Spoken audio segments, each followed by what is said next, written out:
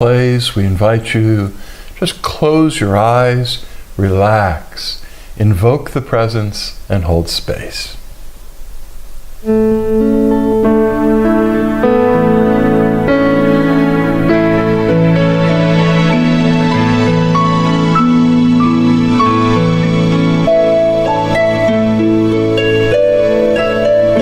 Gam Ganapataye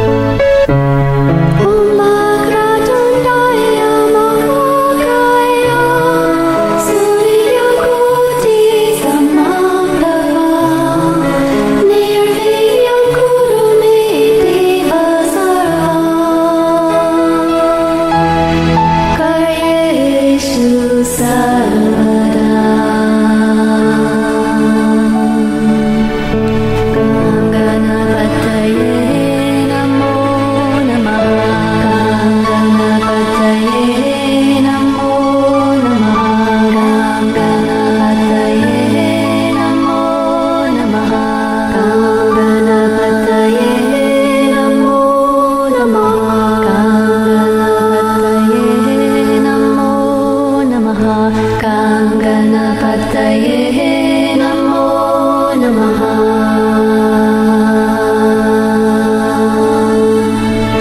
Gam Ganapataye Namo Namaha. Gam Ganapataye Namo Namaha. Jai Ganesha Gananata Dayaniti Sakala Vignakara Dura Hamari.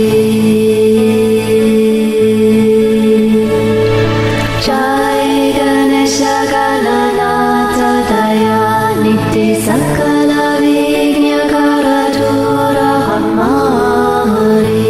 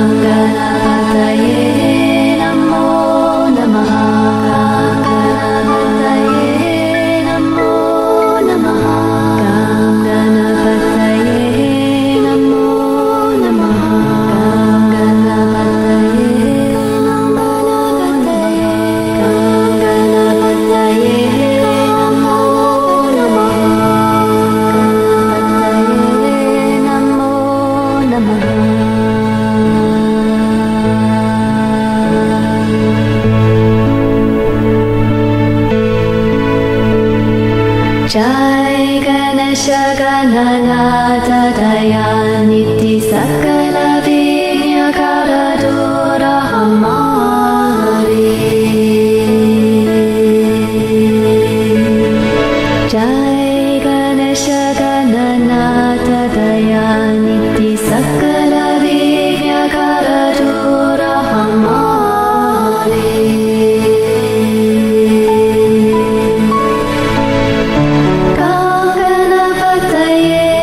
Namo Namaha.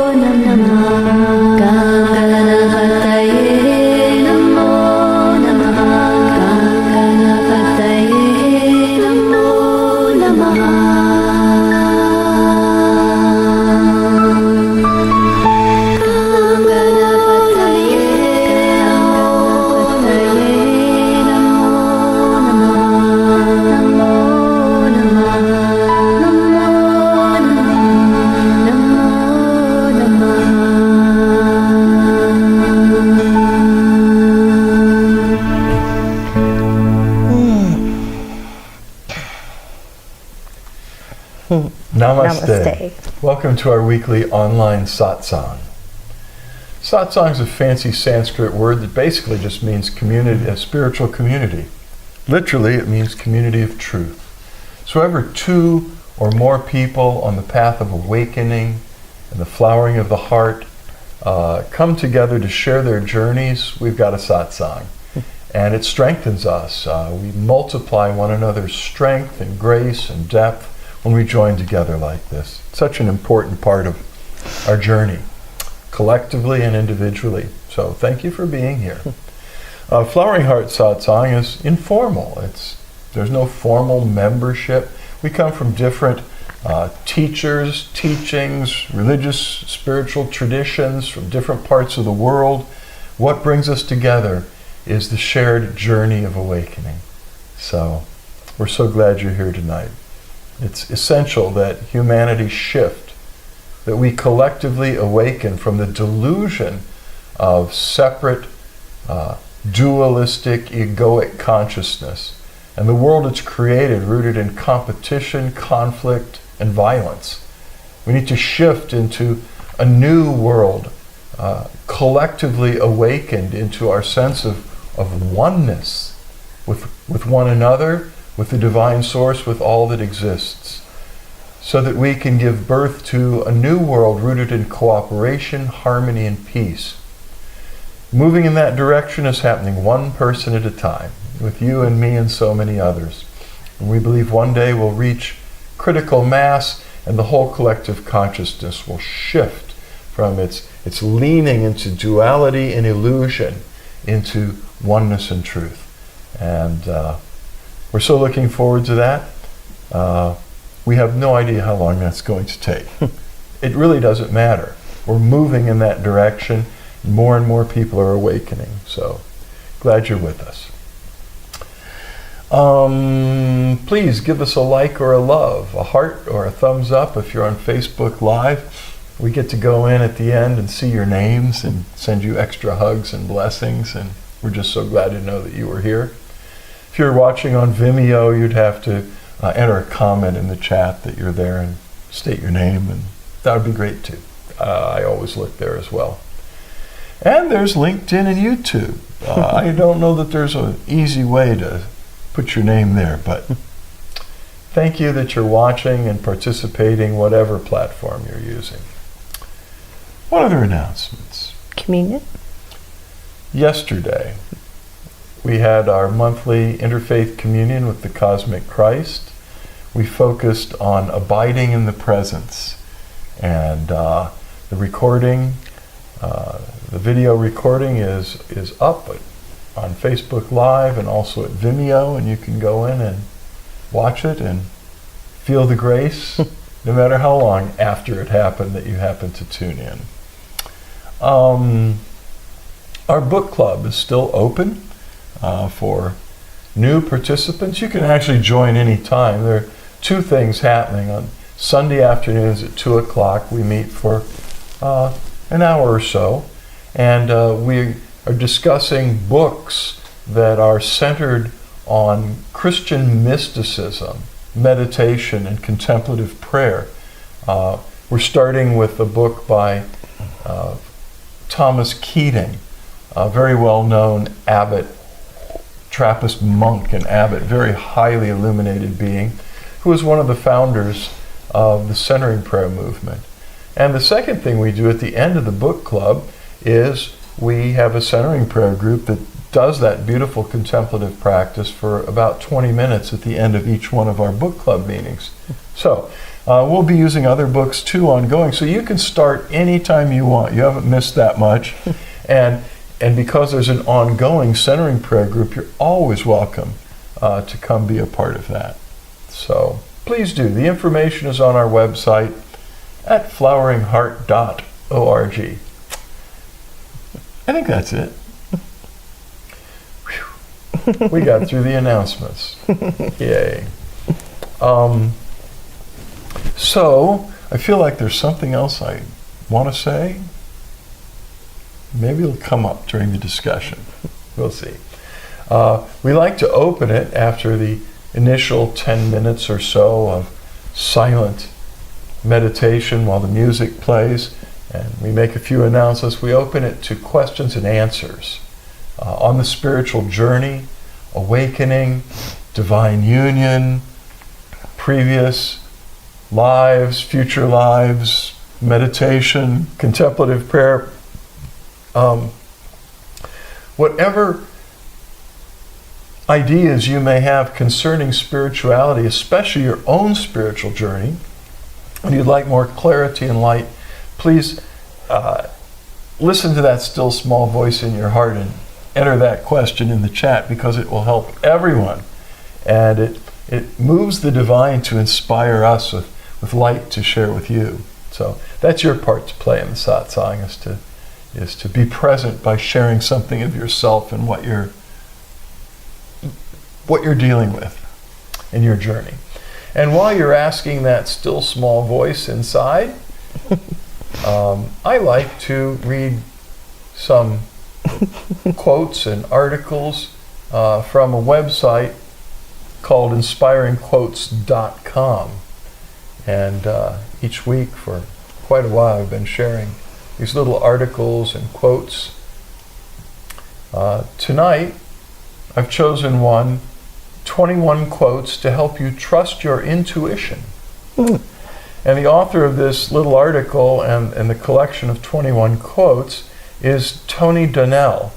Tony's an English writer of nonfiction and fiction, living on the edge of the Amazon jungle. I always like reading his description because we love South America and the Amazon very much. So here's what Tony has to say about helping you trust your intuition. When you have a gut feeling, that's your intuition kicking in.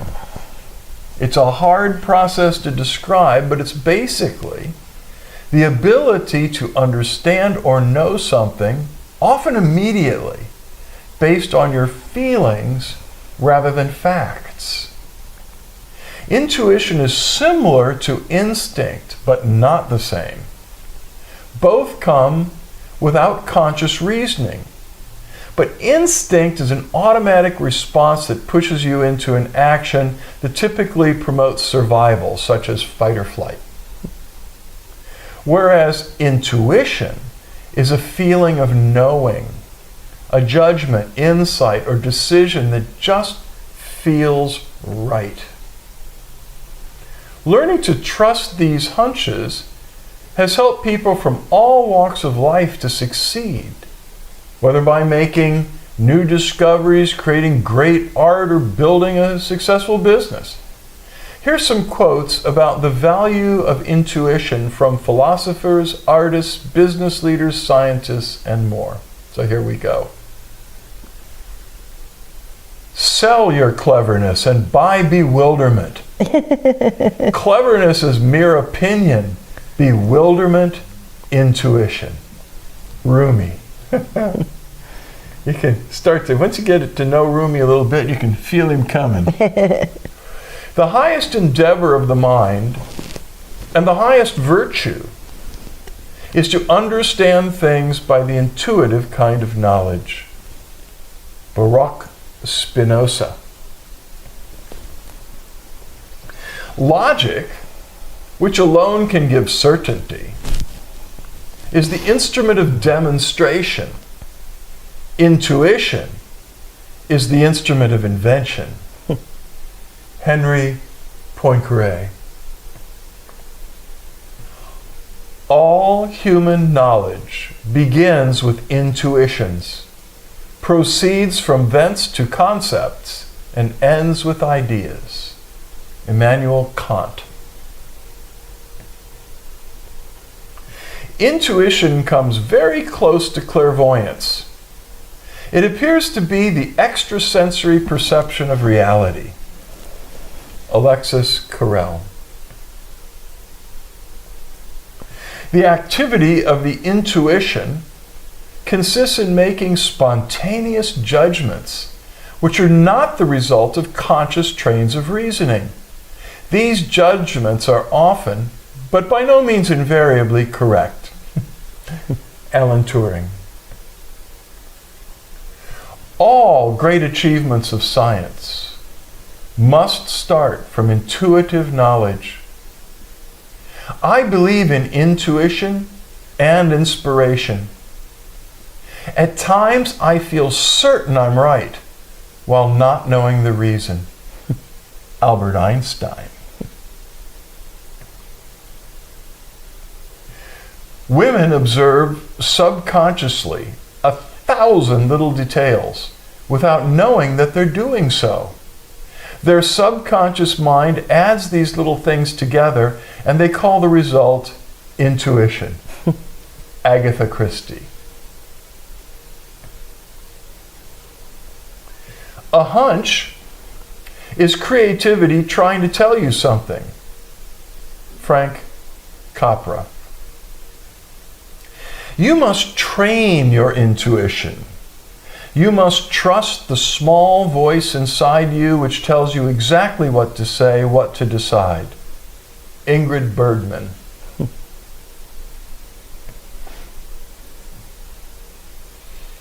Intuition is the key to everything in painting, filmmaking, business, everything. I think you could have an intellectual ability, but if you can sharpen your intuition, which they say is emotion and intellect joined together, then a knowingness occurs. David Lynch. Intuition is a very powerful thing, more powerful than intellect. Steve Jobs. Intuition is really a sudden immersion of the soul into the universal current of life. Paulo Coelho. For the most important decisions in your life, trust your intuition and then work with everything you have to prove it right. Tim Cook.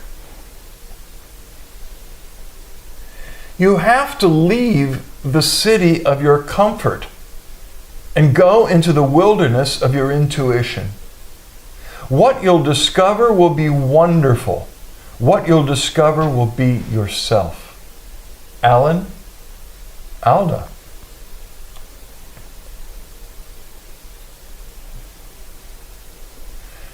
Intuition is the wisdom formed by feeling and instinct, a gift of knowing without reasoning. Angela Ahrens. I've trusted the still small voice of intuition my entire life, and the only time I've made mistakes is when I didn't listen. Oprah Winfrey. I feel there are two people inside of me and my intuition.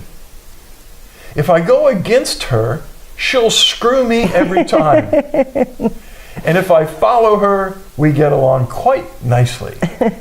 Kim Bassinger. The more you trust your intuition, the more empowered you become, the stronger you become, and the happier you become. Giselle Bundchen. When you have the intuition that there is something which is there but out of the reach of your physical world, art and religion are the only means to get to it. Guillermo del Toro. Practice listening to your intuition, your inner voice. Ask questions. Be curious. See what you see, hear what you hear, and then act upon what you know to be true. These intuitive powers were given to you, your soul, at birth. Clarissa Pinkola Estes. Those were fun. Those are really fun.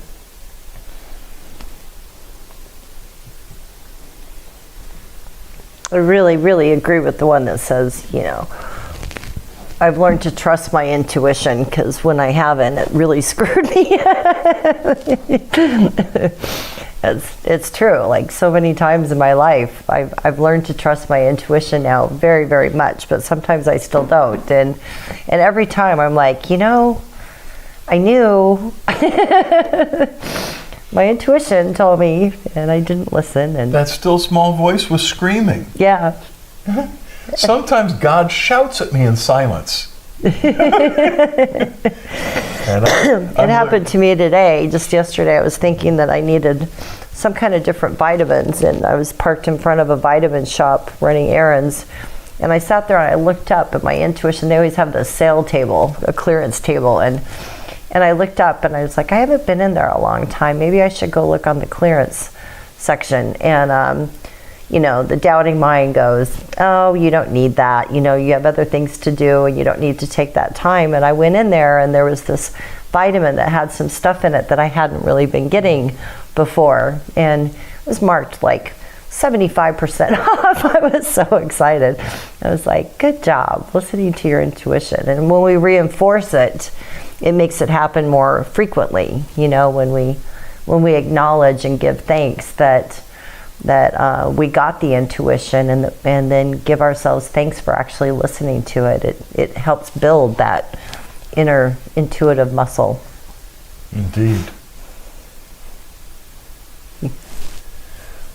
I'm waiting for questions. Okay.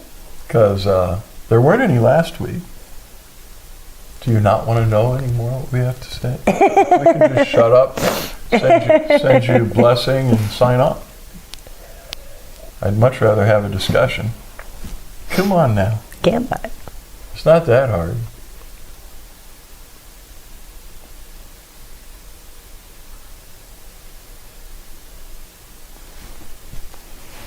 Have you got any contemplations? Reams, worlds of silent contemplation. I'm surprised that speaking all those quotes from brilliant people, including Einstein, about the power and importance of intuition might have sparked something. They said intuition is something like a power of the mind, or the mind joined to feelings. Really? And there's that still small voice that speaks to you inside. What is it? Surprised nobody's asking me. Is it God? Not necessarily, not really. Intuition is the voice of your true self, which, until we get a little more evolved, ends up speaking to us through our subconscious or unconscious mind a lot. It dawns on our heart, and then our heart starts pushing it up into our unconscious and subconscious mind, and if it all works out well, it dawns on us. But what is that thing? All right, since nobody's asking, it's the voice of your spirit. We read you must train your intuition. We have schools, have had schools for centuries to train the mind. We have schools. There have been schools for thousands of years, and they continue big time on every street corner to train the body. Everybody's got trainers. Everybody's working out. Everybody's developing the mind. What we have had fewer of are schools of the spirit, to train the human spirit to be conscious and to communicate to our other faculties what it is our spirit is perceiving beyond the mind. So there you go.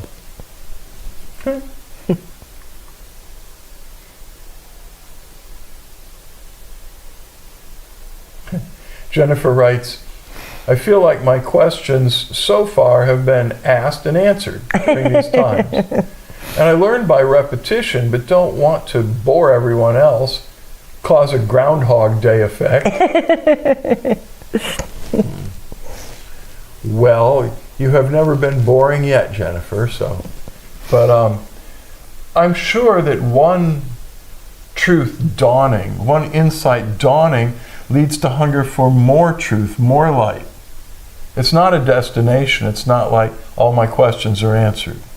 I hear you, and I appreciate what you're saying, but we never reach a point where all of our questions are answered as long as we have beginner's mind, a child's mind.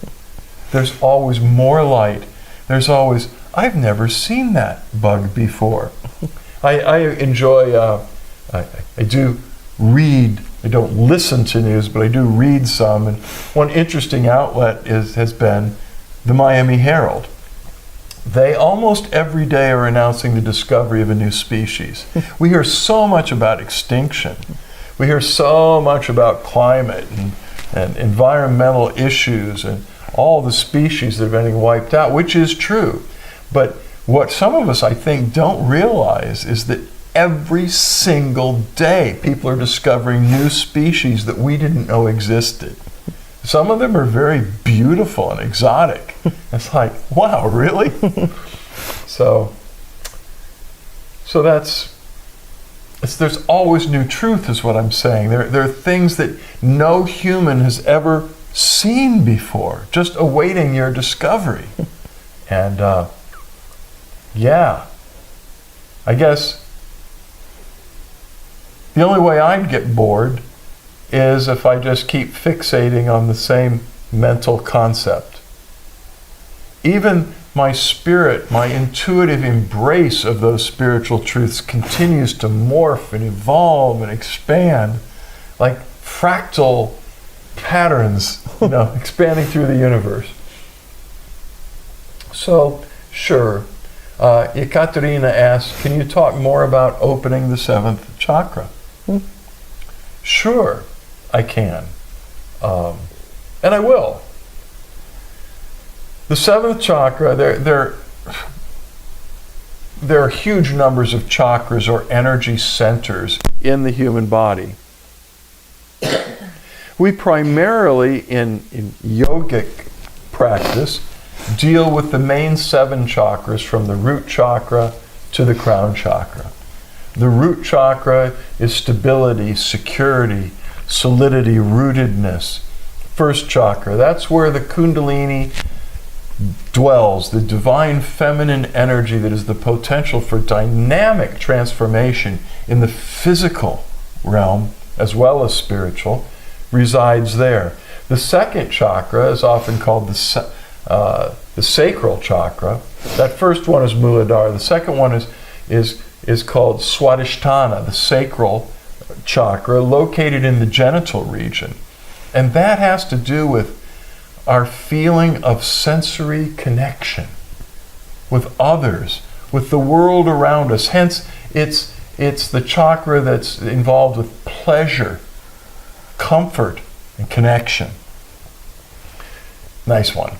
The third chakra, Manipura chakra, is in the navel solar plexus area. And Manipura is the chakra that is involved with power and control. Humanity's got a lot of issues surrounding that one, right?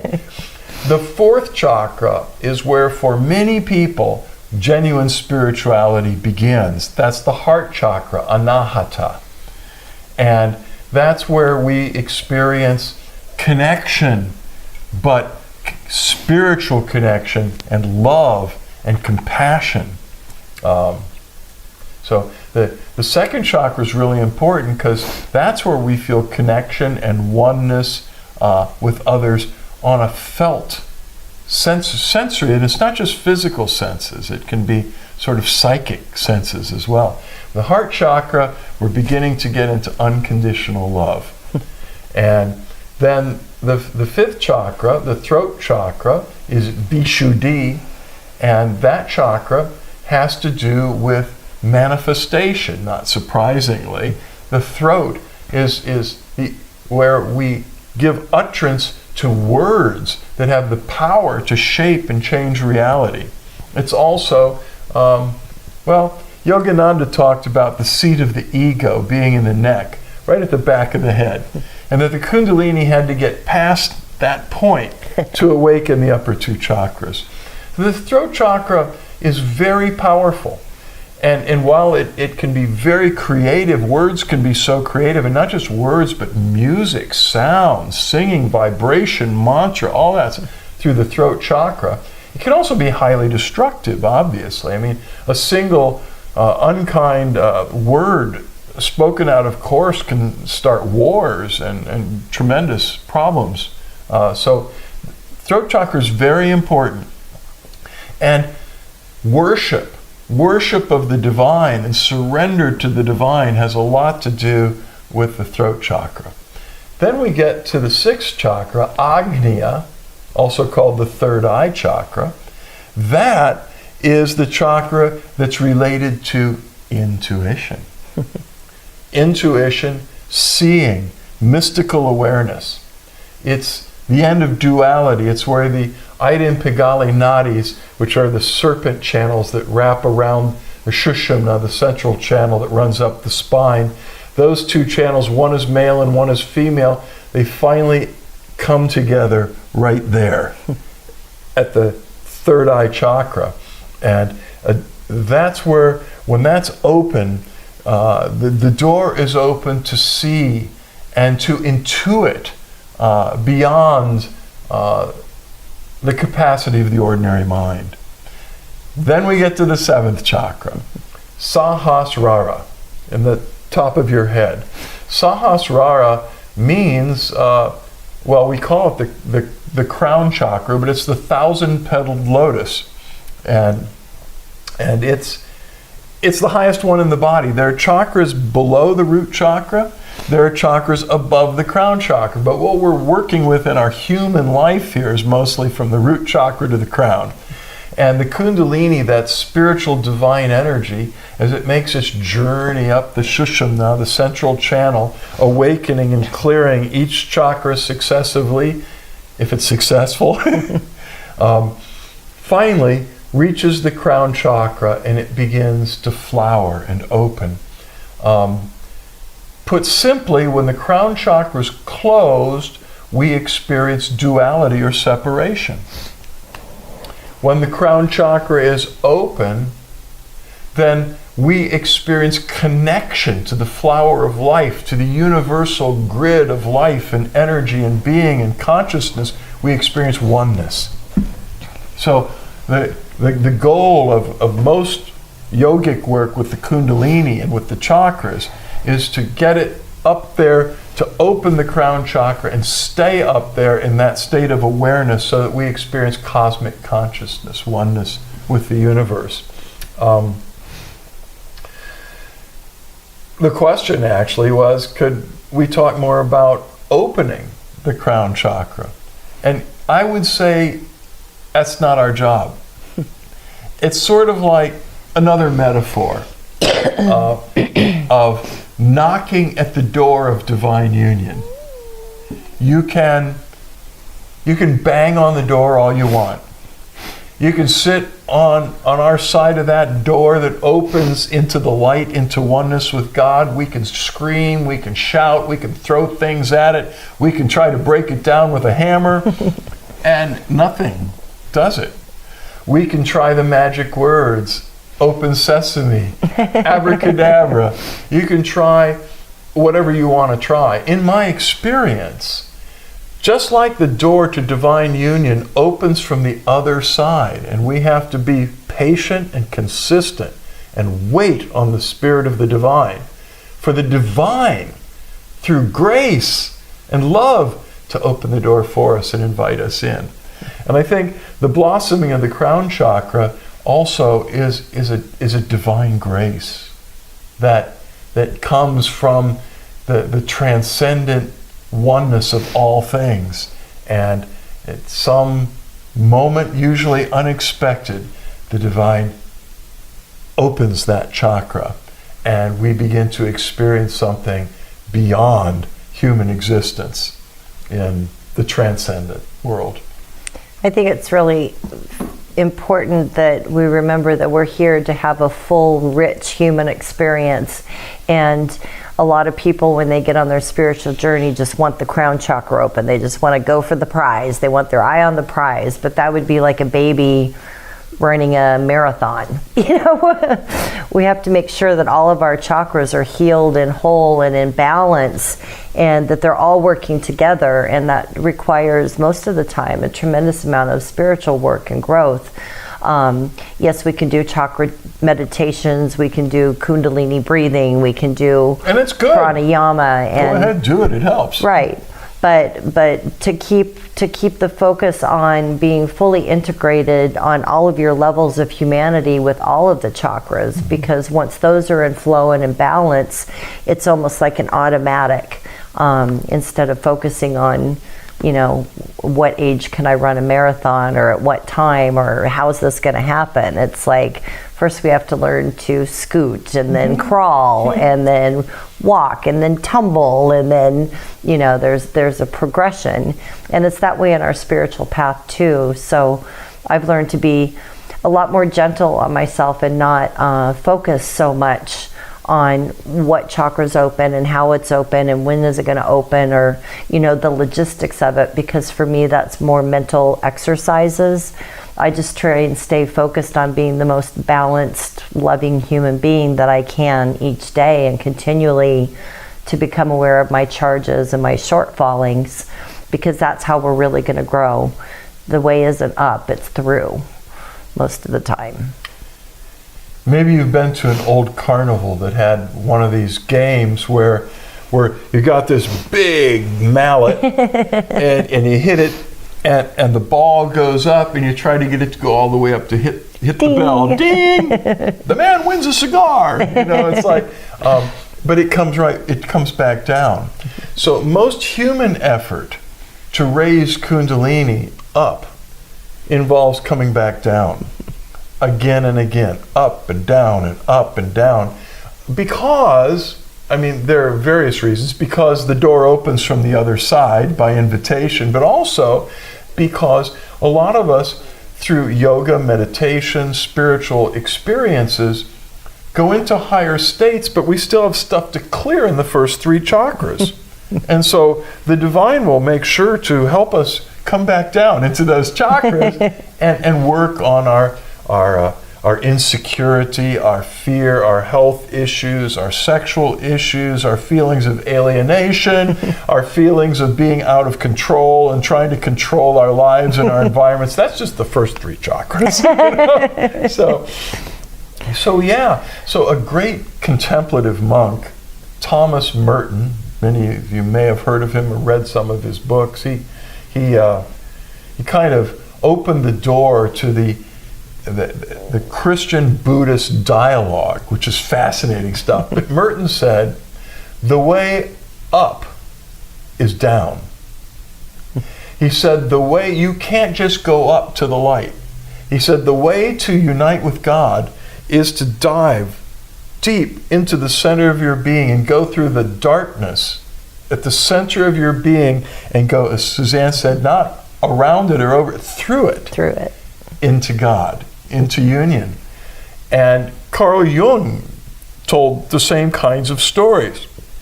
We have friends who are Ishaya's monks, who have the teaching of Ishaya's ascension, and beautiful meditations and the ascension attitudes. The practice of the Ishayas is profound. And I remember so many times hearing a couple of our friends say, don't ascend from the head. Make sure you ascend from the heart. And various spiritualities, Eastern Christian mysticism, as well as Sufism and other esoteric paths, talk about diving from the head into the heart. So there is that mistake that Suzanne addressed eloquently of just trying to just go straight up into the light. Push. I remember the first time I learned about a breath and Kundalini meditation called Ananda Mandala, which is full of heavy breathing and holding your breath, and we were told that it helps to open all the chakras and raise the energy up into the crown chakra to open it, and that it burns through charges and programs. And I'm like, that's it. I'm setting a strong intention. I'm setting a very strong intention that I'm going to do this exercise with all my heart and soul, and I'm just going to blow all these chakras open. And I got a migraine headache for 3 days after that. And I realized, wow, I just did violence to myself. I wasn't very gentle, and I wasn't allowing the process to unfold. The name means circle of bliss, right? Not migraine headache. Migraine headache. I actually had to go get something to take for it. I mean, it was, which I never do, but yeah. And so I've learned over the years to be just a lot more gentle and trust in the divine process and be present with as much as I can throughout the day. I think that's the most gentle and loving and beneficial way to grow, instead of focusing on the mechanics of the spiritual journey. True. That said, we have a lot of yogis around us. Right. And with a lot of beautiful I love Ananda Mandala. Mm-hmm. I love it, but it has to be done without forcing things. Organically. Yeah, in harmony with it. And the reason it works is because I said, but what about you saying the door opens from the other side? Why even do that? I'm just going to hit the ceiling and bounce off. Because a practice like Ananda Mandala came from the masters of the Himalayas, and it's tinged with divine grace. It's touched with divine grace. So the divine works through yoga practices, Kriya breathing, things like Ananda Mandala, which is a modern form of the ancient meditation, Agni Sat Kriya from the Himalayas. Powerful stuff. But with the attitudes that we were just sharing, doing it from the heart, doing it in harmony, right. Not trying to force things. Well, there's that balance, because if you're trying to do something out of your will, if you're trying to awaken out of your will, if you're trying to open your chakras out of your will, that's coming from ego and the mind. Right. And so always be mindful of, am I pushing this, or am I just doing this like I would take a walk on the beach or brush my teeth, or, do some kind of a practice that is beneficial to me and it makes me feel good and I feel like I'm growing through it. It's when we get into that mindset of, I'm going to make this happen. That's where our little alarms should go off, and we need to slip back into the heart. So, Tiki asked, how do padakas work? Oh. Now there's a whole other. Padakas are they're sandals, basically. Padakas are sandals that represent the feet of the divine, and they've been part of Hindu worship for forever and ever. And so sometimes you'll see them carved in wood, sometimes you'll see them silver with jewels. I've got a pair like that. Sometimes you'll see them carved in stone. And devotees, believers, will come up and touch them and ask for the blessing of the divine and offer their surrender and their prayers as a symbol of connecting with the feet of the divine. The feet of the divine, in that metaphor, would be the part of the divine that's touching down here, that's touching the earth. And so in India, it's a common way of greeting someone you really respect, or your parents. You might kneel down to your parents and touch their feet and ask them to bless you. It's a very big part of the culture. So when it comes to worshiping the divine, padakas are used as this powerful sort of sacramental symbol of making contact with the divine through it. Gurus will often bless pairs of padakas for their disciples, so there's a special link, not just to the universal, to divine, but to that particular guru or their lineage. And oftentimes the gurus would actually wear them until they were worn down. Yeah. We have some friends, and the whole family has been part of the Siddha Yoga tradition for generations. And our dear friend was a direct disciple. Well, he wouldn't even like that. But yeah, of Baba Muktananda. And a great Siddha yogi. And our friend has this pair of sandals that are carved out of pure sandalwood. And Muktananda wore those sandals like Until his footprint was grooved into it. for years. Yeah. Those were his sandals. How did our friend get it? Well, because They were family his parents friends. knew him. His parents knew Muktananda's guru, Swami Nityananda, a super duper Siddha yogi. But I never seen anything like it. And the reason those patakas were so blessed is because he wore them for years. And they were sandalwood, and he put intention into them. Right. And plus, all of our connection to the earth and our acupuncture meridians go through our feet. And that's why it's another thing, it is important to like walk outside barefoot for a period of time during the day so that your feet can connect to the earth without the rubber that acts as an insulator. But our feet connect to the earth, and if you're wearing wood, the energy from your feet can go, into the earth and also infused in that wood. And when you're talking about a being that's very realized, the energy that comes out of the feet is really strong mojo. So in the yoga tradition, there are over 80,000 nadis. And you talk about 12 acupuncture meridians, there are actually more. But in the yoga tradition, there are over 80,000 energy channels. And every single one of them ends in the soles of the feet. I didn't say 12. I said 12 acupuncture, Oh. which is like nothing compared to Right. the 80 plus To your thousand whole- of yoga. So anyway, yes, so the energy flowing through our bodies, positive and negative, will flow through the feet and flow into the earth if it's negative. In India, it's considered very bad manners to sit in front of an enlightened master and stick your feet out in front of him and point your feet at them. Because the soles of the feet are seen to be organs of excrement of negative stale energy. And you don't just dump that on your teacher. But conversely, the energy that comes out the feet of an enlightened or highly awakened being, a God-realized master, is sublime. So that's a little bit about patakas. I tried to bring a pair through the airport in Germany. Where do we always fly through in there? They're Brussels or Germany. No, in Germany, what city? Oh, now I'm drawing a blank. It doesn't really matter. Right. Anyway, they pulled me aside because Frankfurt.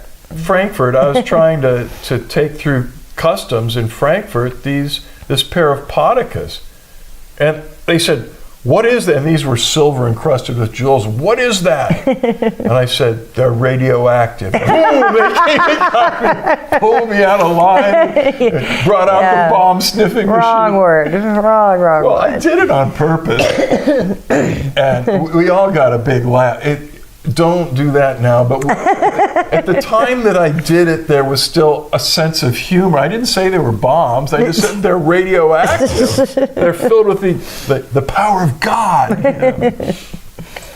So Tiki also asks, can you talk about the blue pearl?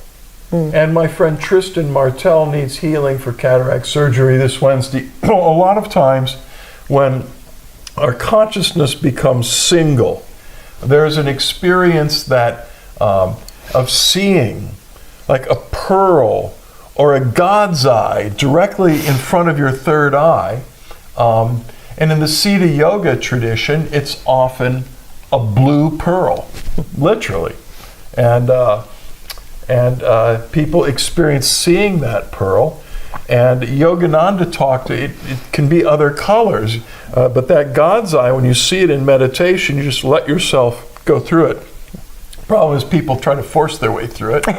Anyway, I'll push through that, but at the right appropriate moment, the blue pearl or the God's eye can draw you into divine union. But it's completely a movement of grace and surrender, not something, again, that you can push. Also, I've noticed over the years that oftentimes people's spirit guides, very divinely graced spirit guides, will appear as like a blue pearl for an instant. It may be with your eyes wide open, or it could be in meditation. But you see, like, and this isn't like right in front of your third eye. This is like this beautiful blue pearl that lights up for just a second, disappears. That's often an angel or a deva or a spirit being that's sort of giving you a witness. Like, I'm here. That was a good insight flash.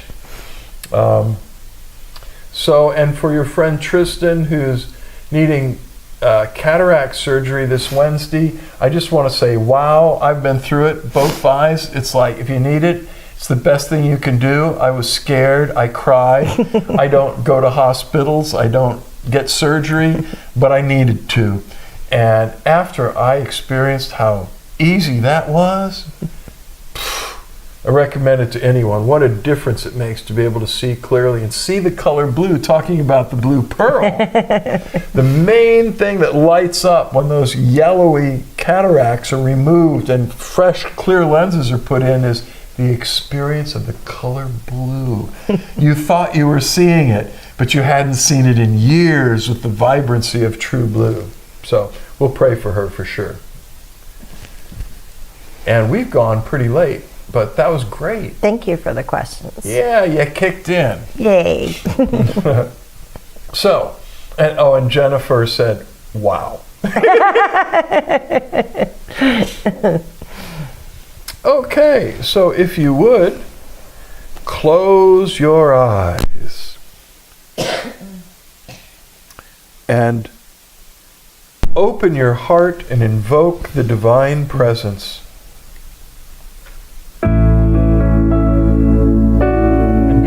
Receive and drink in the blessing of the divine source.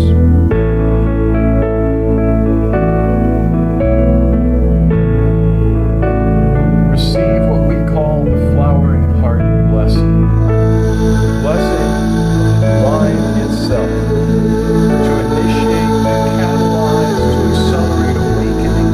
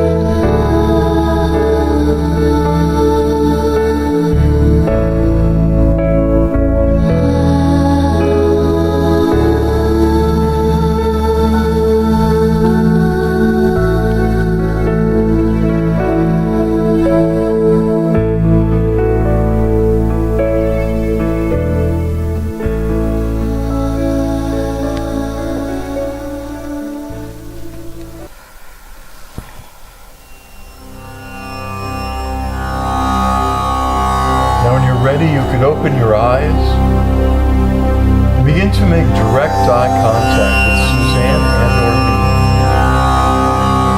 Just keep gazing at least one of our eyes continuously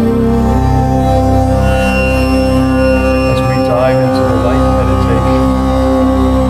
Suzanne and I are flooded with oceans of divine grace and love and light that pours through all of our being, especially through our eyes, the doorways of the soul. You needn't do a thing except keep looking and just receive the light will stream out through our eyes into your eyes, through your